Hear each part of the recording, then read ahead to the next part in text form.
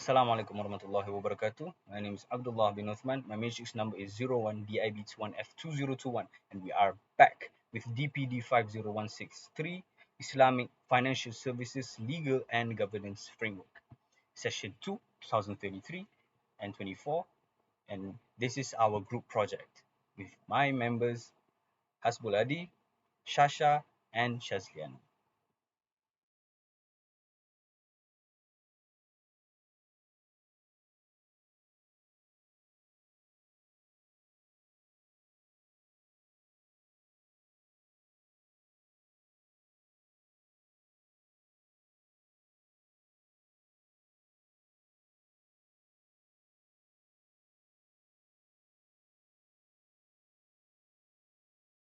Thus, as for the introduction to this topic, Islamic banks face regulatory challenges globally as they strive to align Sharia principles with different regulatory systems. Key hurdles include the lack of supportive legal frameworks, higher operating costs, and competition issues compared to conventional banks. Uneven regulatory treatment adds complexity. Islamic banks must develop Islamic capital markets, manage intricate contractual documentation and safety nets, and navigate unique risks in Sharia compliant transactions. Policymakers should harmonize regulations to ensure fairness and ease operations, fostering a conducive environment for Islamic banks' global growth. So today we will talk about the regulatory challenges and Islamic banking in the cross-border operations.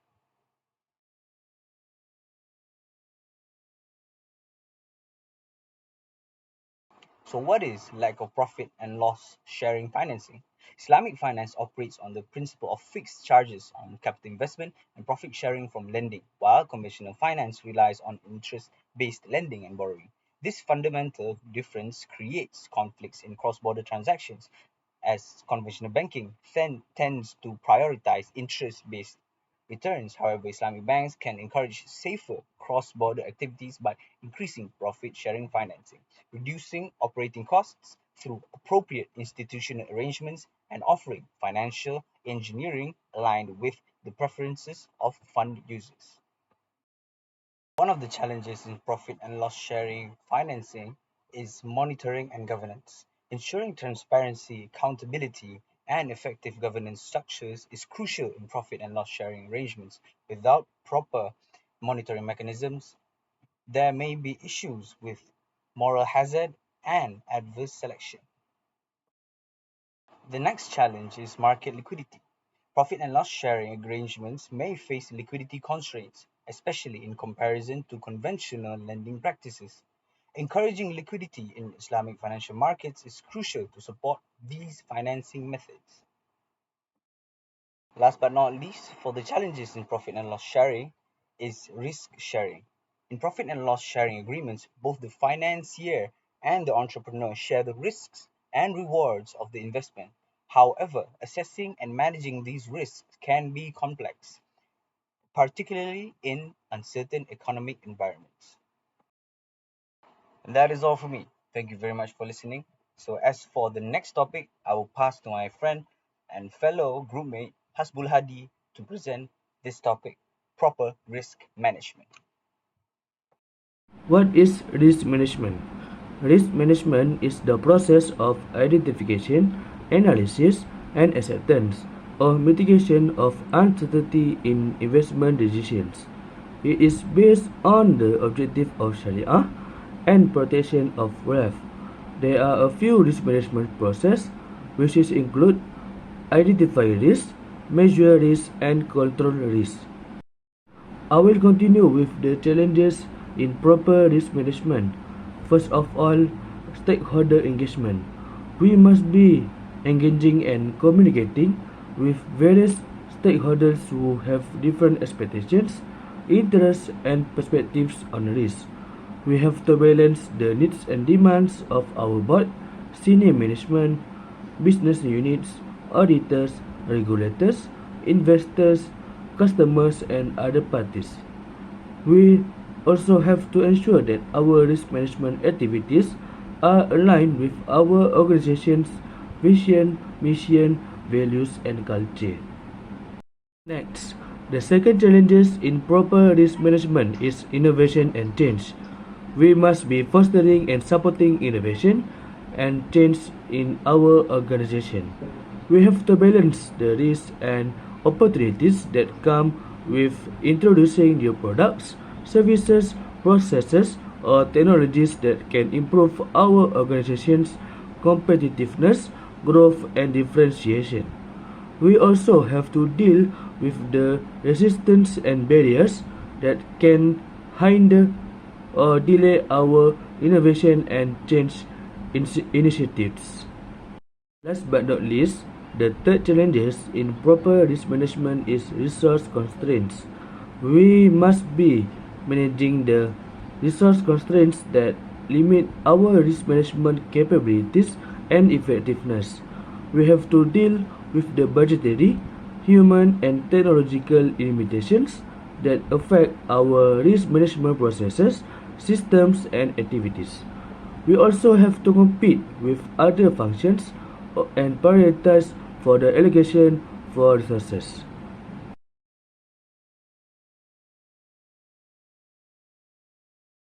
Do you want to know about Sharia ruling? Yes. Can you share with us some knowledge about Sharia rulings? Sharia rulings are the framework of Islamic law, which is sources from Al-Quran, Hadith, Ijma, and Qiyas. These rulings cover various aspects of life, including worship, transaction, personal conduct, and social matters. In Islamic banking, Sharia rulings play an important role in guiding business transactions, contract, and financial affairs. This is to ensure that it complies with Islamic principles. Do you guys interested to know 4 Sharia principles that are often used by Islamic banking? Of course. I'm very interested to know. There is 4 Sharia principles that are often used by Islamic banking. The first principle is the prohibition of riba.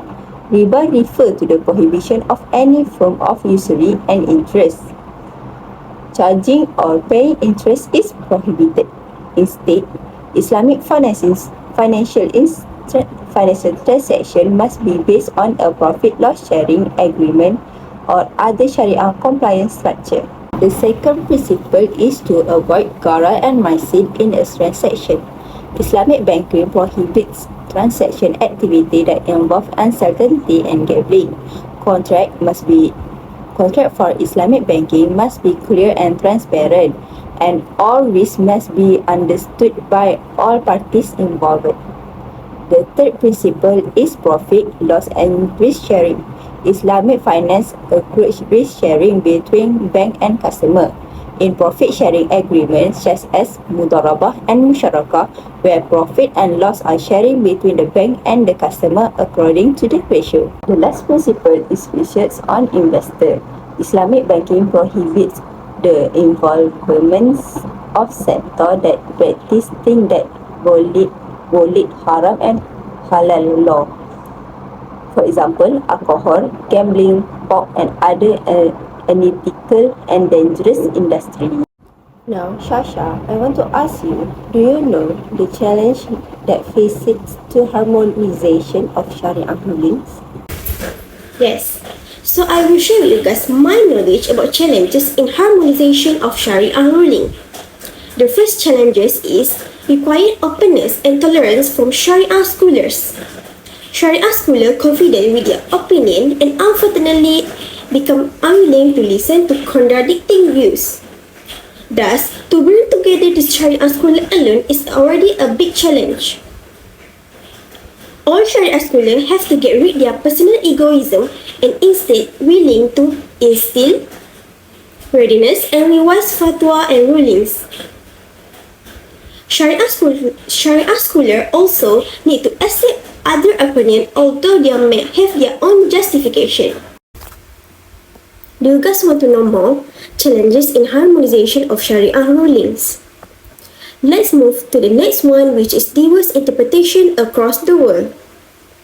Sharia law is interpreted differently by scholars around the world, resulting in different rulings and practice, making challenges to achieve harmonization. Last but not least, the challenges in harmonization of Sharia rulings is lack of regulatory support.